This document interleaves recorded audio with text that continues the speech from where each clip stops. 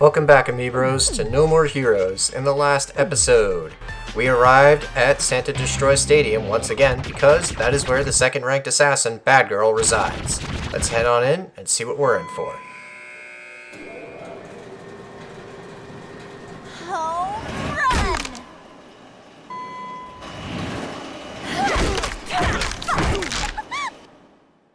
This is insane! Phew! What a day. I need a drink. So fucking thirsty. Hold on a sec.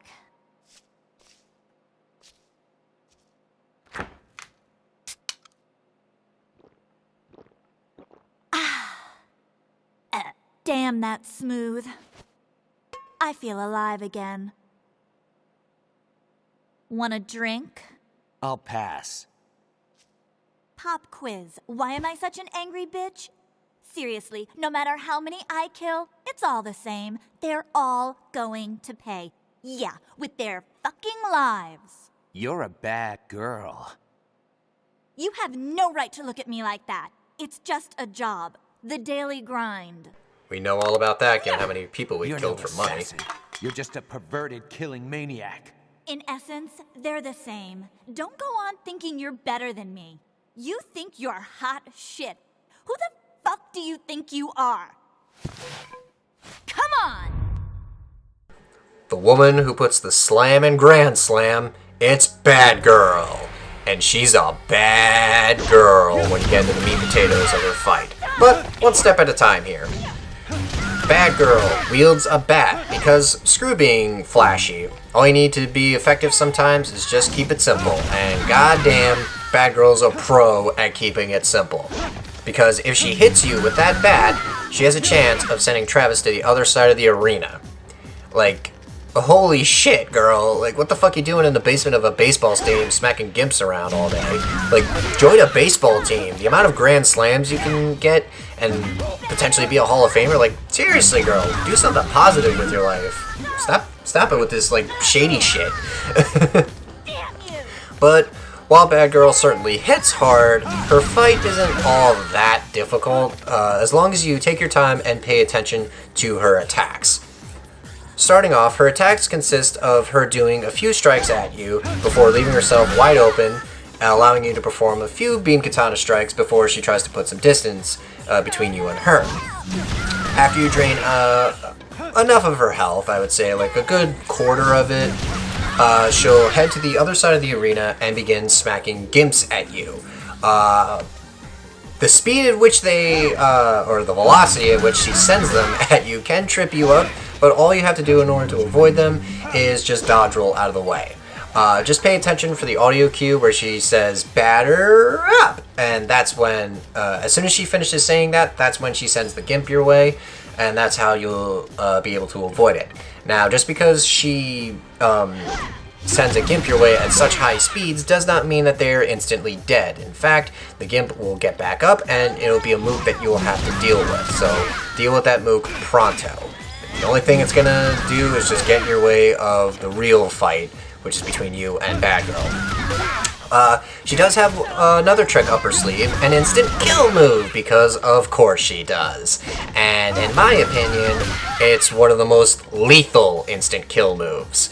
It's a fake out, where Bad Girl will drop to her knees and start bawling her eyes out in an attempt to make you feel bad, I presume. You do not want to attack her while she is doing this. While it may seem like a free shot, if you approach Bad Girl while she is bawling her eyes out, she will instead knock you on your back and begin beating the holy fuck out of you, instantly killing you. And you'll have to start the fight all over again. I can imagine a lot of people who played this for the first time getting to that part thinking, oh cool, a free hit, and being punished for it, having to start the fight all over again.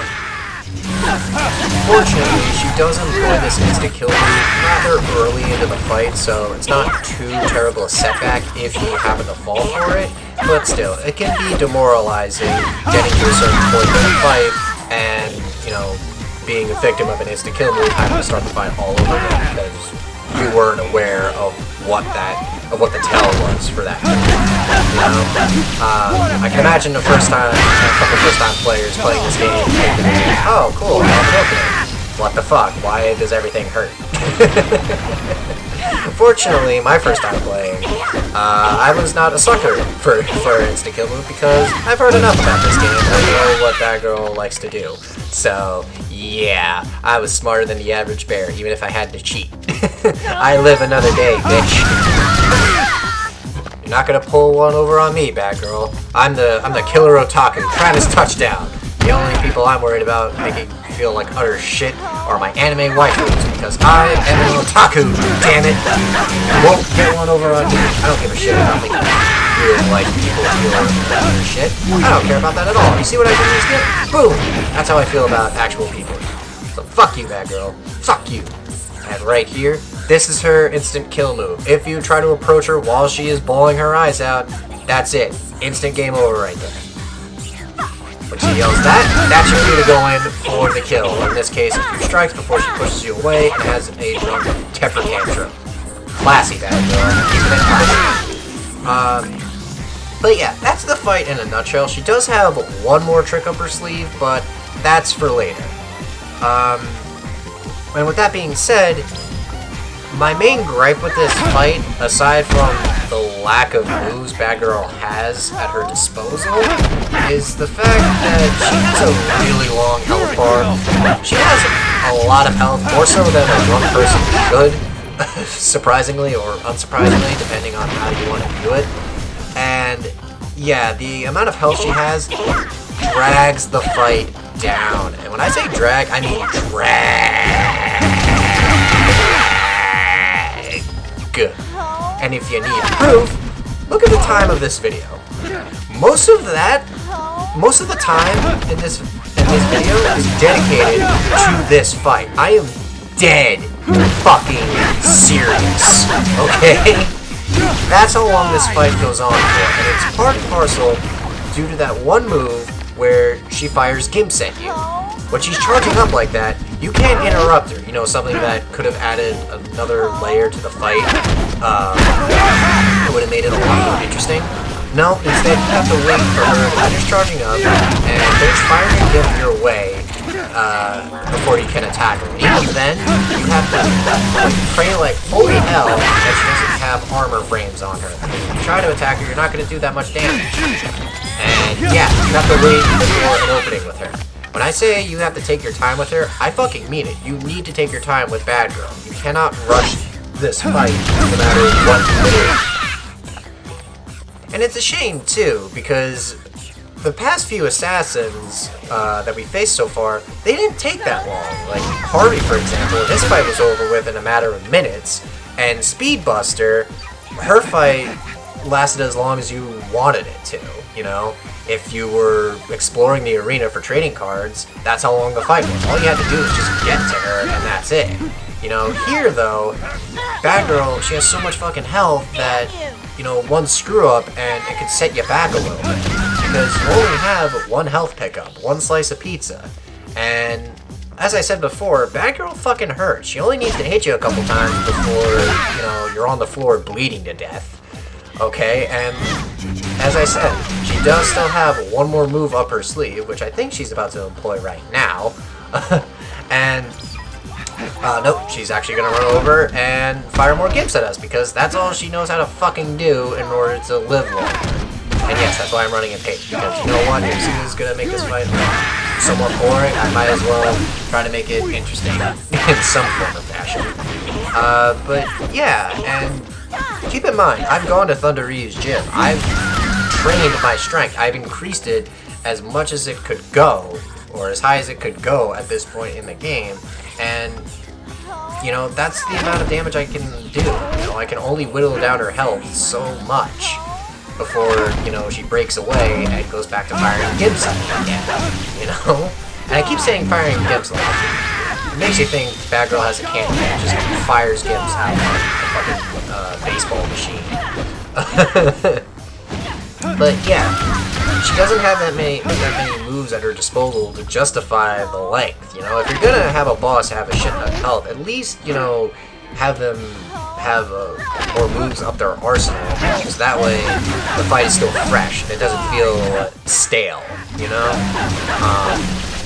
And I guess that's why, like, you know, she has mooks to fight by her side, just to, you know, you're not just only focusing on her, waiting for her to, you know, leave an opening for you, but that doesn't add a level of intrigue to the fight. That just, again, like I said, it drags it out more than it needs to. It's not like you get money from these games, or you do get LBs, but it's chump change, you know? That's all it is, it's chump change. You know, in actuality, it's the chain that's gonna give you more LBs than anything. But, yeah. That's my main gripe with Batgirl. It's just, it's not her, it's the length of the fight itself. And the fact that she doesn't have a whole lot of moves to justify that length.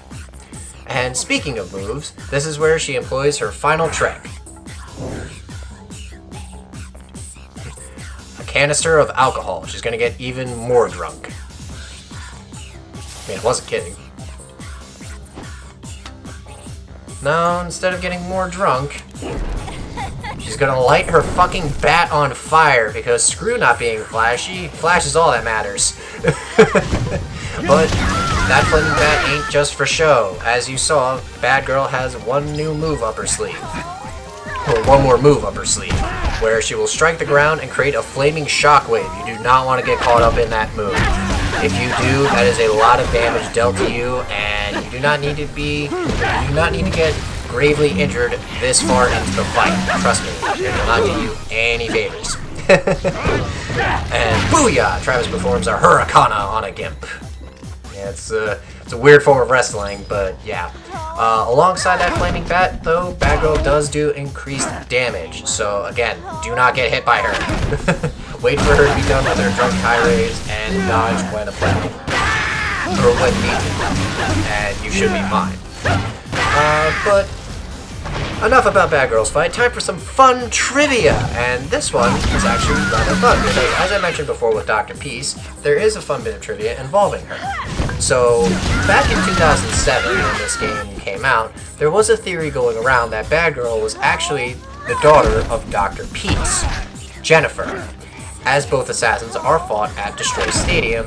However, given what happens later in the series, this is eventually proven to be true. But for a time, there was some merit to it. Not so much the fact that both were stationed at Destroy Stadium, because that could just be considered coincidental. It more has to do with Dr. Peace's backstory. Because let's not mince words here. Outside of the UAA, Peace is a criminal. Like, straight up. He deals with shady people. He works, like, within the criminal underground. For all intents and purposes, Peace is an outlaw. You know, very fitting, given, you know, his design and everything, but yeah, he is a criminal. And when you meet Batgirl, her mental state isn't exactly stable. It's kind of gone to shit. So, like, as she exclaims, you know, nothing really matters, me doing this, it's all part of the daily grind, but these fuckers, they're all gonna pay. You know, it's a very bleak and negative outlook. And you start to wonder, like, what exactly could have caused this? And the thought comes that maybe she had a troubled childhood. And who do we know has a daughter and is also a criminal and could lead into a very troubled childhood? Well, Dr. Peace.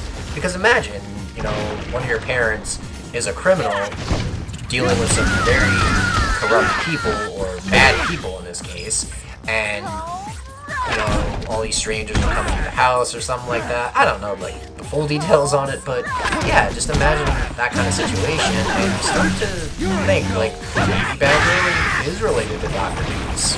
You know, that theory does start to have some merit, until later on in the series, when this theory is ultimately proven to be untrue. But that's for later when I tackle Travis Strikes Again, whenever that is.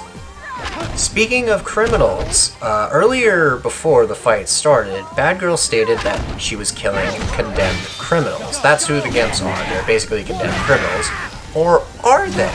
Because after this fight, if you decide to take an assassination mission over here, it'll state that the enemies are clones, implying that the gimps that Batgirl was killing were all clones of a condemned criminal.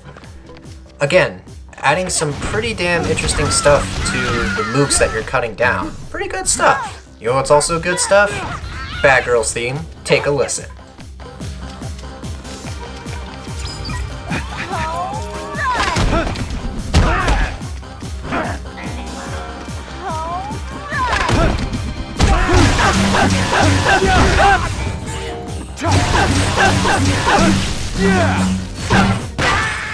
Just all around a real head bopper of a theme, you know? I wouldn't say Batgirl's theme is my absolute favorite in this game. I think that honor goes to another boss that we'll be getting into later. But yeah, Batgirl's theme I would say is up there, but not my top 3 as far as tracks from No More Heroes 1 are concerned. And here we go, Batgirl. She's trying this yet again. It didn't work the first time. I don't know why you keep trying it again. Actually, no. I do know why. It's because you're drunk and you keep thinking, like, this is the first time you're trying it out, and he's sure to fall for it. But newsflash, Batgirl, I'm not gonna fall for it. I'll never fall for it. Not even as a sick prank or a triple dog dare. I refuse a triple dog dare if it costs me my life. Okay? Booyah! Alright. Time to die, bitch. Alright, have your last drunken temper tantrum before you go night-night. Okay? And booyah! Batgirl is done. Fuckface! That stare, though. Naughty girls need spankings. Maybe you forgot. I'm a bad girl.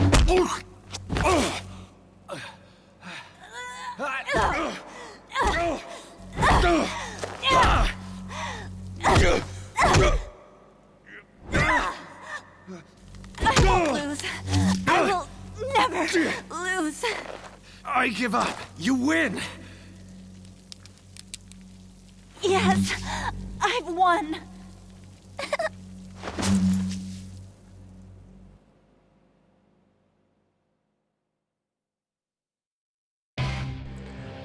First time Travis has had a woman on top of him, that we've seen anyway, a real life woman, and yikes. I've heard of the first time being awkward, but I think that takes the cake there, bud. Ugh. Well, that was fun. Anyway, let's open up this chest, have an increase to our vitality, because, yeah, I don't think any amount of money or LBs are gonna wash away that image from Travis's head.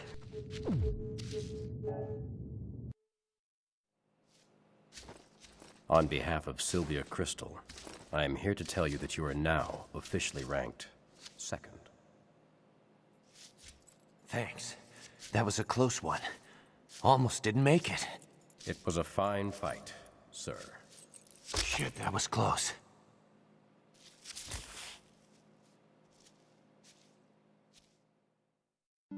Does that guy sound familiar to any of you? I don't know why, but I feel like that guy, he sounds a lot like D. Bradley Baker. Like, listen to that clip again. I swear, he sounds like D. Bradley Baker. Or it sounds like D. Bradley Baker is voicing that character. I mean, then again, Baker has done so many voices for so many superfluous things that you'd be surprised. Just at how big his resume is. Mainly animal noises, but yeah. Anyway, with that long, drawn-out fight finally done, we're almost to rank 1. Next time on No More Heroes, we're going to do our final side job. See you guys then.